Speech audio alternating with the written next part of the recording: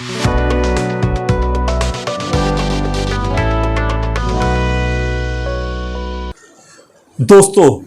अपनी नाकामियों के पीछे हम हमेशा दूसरों को दोष देते हैं और यह देखना भूल जाते हैं कि भगवान ने हमें सब कुछ दिया है, संसाधन दिए हैं, क्षमता दी है।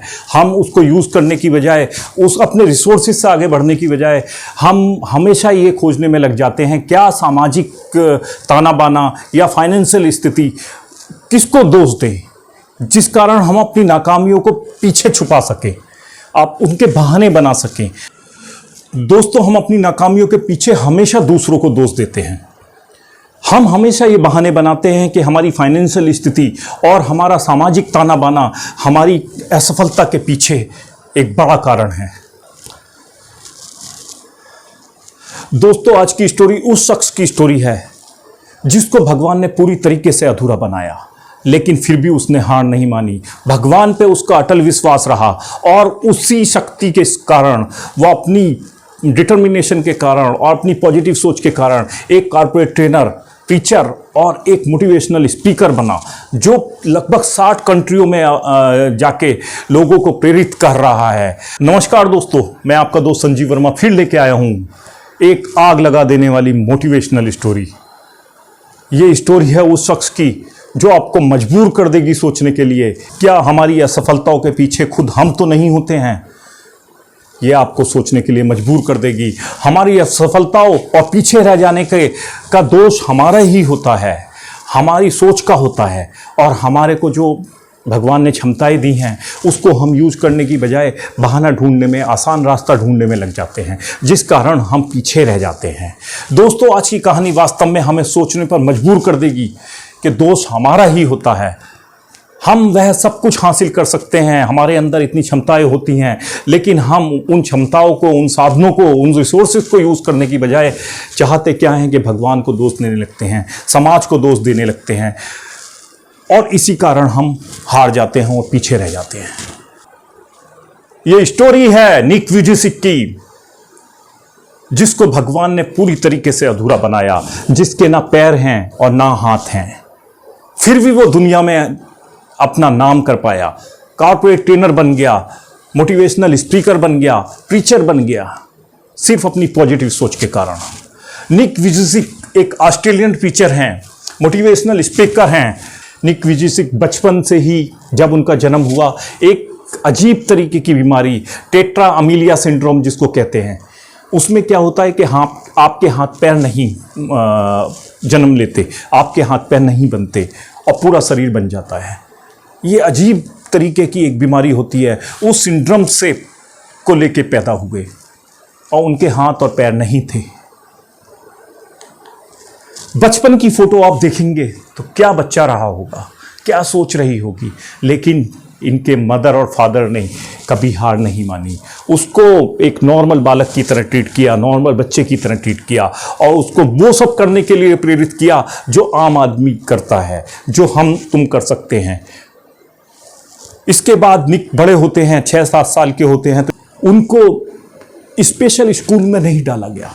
मदर फादर ने उनको बहुत प्रेरित किया, बहुत मोटिवेट किया, और उसकी परवरिश उसी नॉर्मल बच्चे की तरह की जिससे उस बच्चे के अंदर हमेशा पॉजिटिव विचार आया। उसने भगवान को कभी दोष नहीं दिया और भगवान को हमेशा धन्यवाद दिया कि तुमने मुझे स्पेशल बनाया है।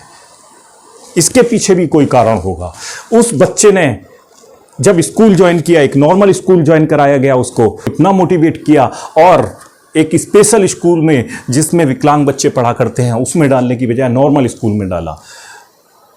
निक पूरी पॉजिटिव सोच के साथ आगे बढ़ रहे थे, लेकिन उन स्कूल में बच्चे उन्हें छेड़ा करते थे, तो उससे परेशान होकर निक ने एक बार कोशिश की कि बाथ टब में, स्विमिंग पूल में जाके सुसाइड करने की, लेकिन निक वहाँ से बच निकले। तो उसके बाद निक ने सोचा अगर मैं बचा हूँ तो इसके पीछे भी भगवान का कुछ उद्देश्य होगा, और निक ने उस दिन से पॉजिटिव सोचना शुरू किया कि मैं क्या कर सकता हूँ। निक के लिए उनके मदर फादर ने स्पेशल तरीके के प्लास्टिक के इंस्ट्रूमेंट बनवाए जिससे वो लिख सकते थे, पैरों से वो लिख सकते थे। तो उसके बाद निक ने कभी भी पीछे मुड़ के नहीं देखा और सोचा मैं इसी शरीर के से आगे क्या क्या कर सकता हूँ।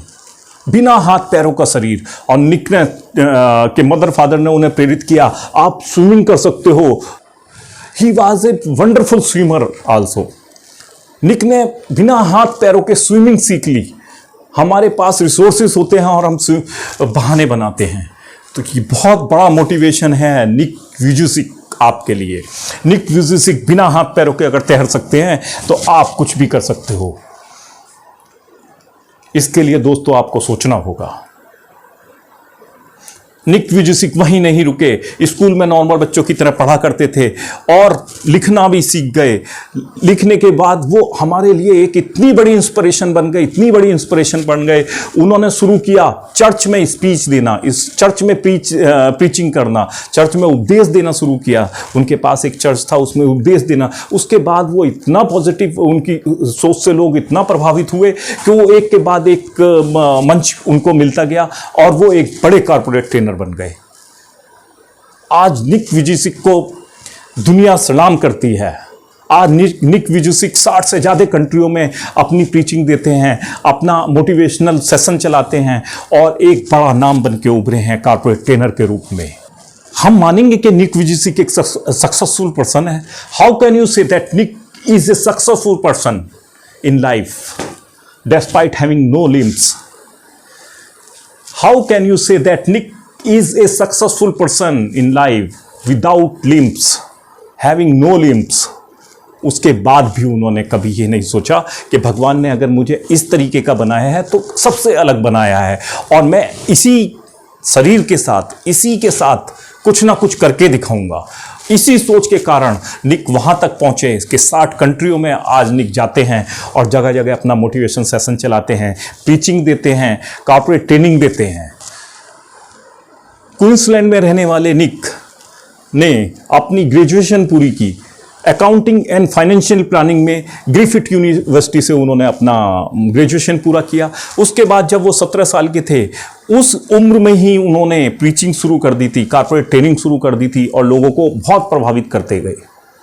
यहीं नहीं रुके, 2008 में निक ने एक टीवी शो भी किया। 2008 में निक ने एक इंटरव्यू किया, 2020 शो, उसमें उनका इंटरव्यू भी छपा था।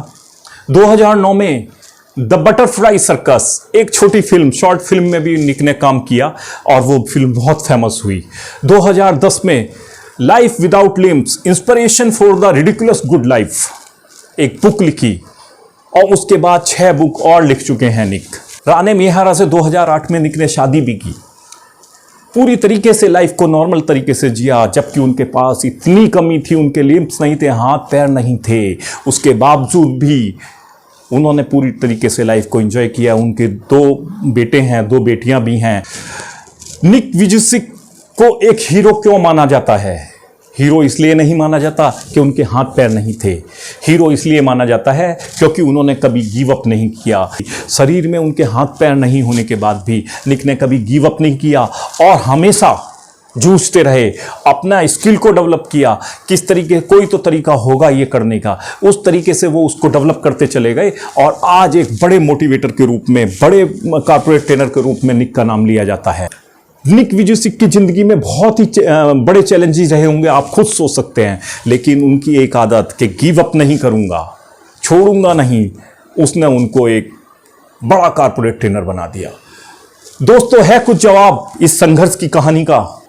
क्या कभी आपने सपने में सोचा है कि आपके साथ अगर ऐसा हो जाए तो आप क्या करेंगे? आपके हाथ पैर ना हो, आपके तो हाथ पैर भी होते हैं, उसके बावजूद भी हम लोग इतने बहाने बना देते हैं, इतने बहाने बना देते हैं कि हम ये नहीं कर सकते, नॉर्मल होते हुए भी। दोस्तों, है कुछ जवाब इस कहानी का, इस संघर्ष की कहानी का? क्या कभी हमने सोचा है अगर हमारे साथ ऐसा हुआ होता तो हम क्या सोचते? भगवान को दोष देने की बजाय हमें अपने शक्तियों का, जो उसने हमें दिया है, उसको यूज़ करना होता है। जो शक्तियाँ और साधन भगवान ने हमें दिए हैं, अगर हम उसका इस्तेमाल करेंगे, सच्चे मन से करेंगे और डिटर्मिनेशन के साथ करेंगे, तो हम भी एक दिन अपना नाम पूरे वर्ल्ड में कर सकते हैं।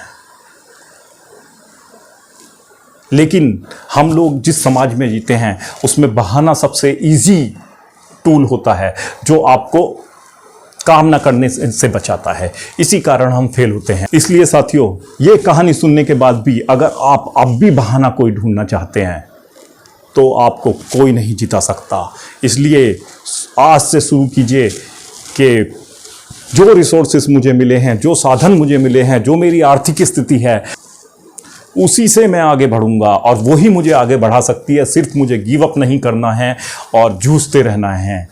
ज़रा विचार कीजिएगा। थैंक यू दोस्तों। इसी तरीके की मोटिवेशनल, इंस्पिरेशनल वीडियो देखने के लिए देखते रहिए मेरा चैनल और लाइक और सब्सक्राइब कीजिए। नमस्कार।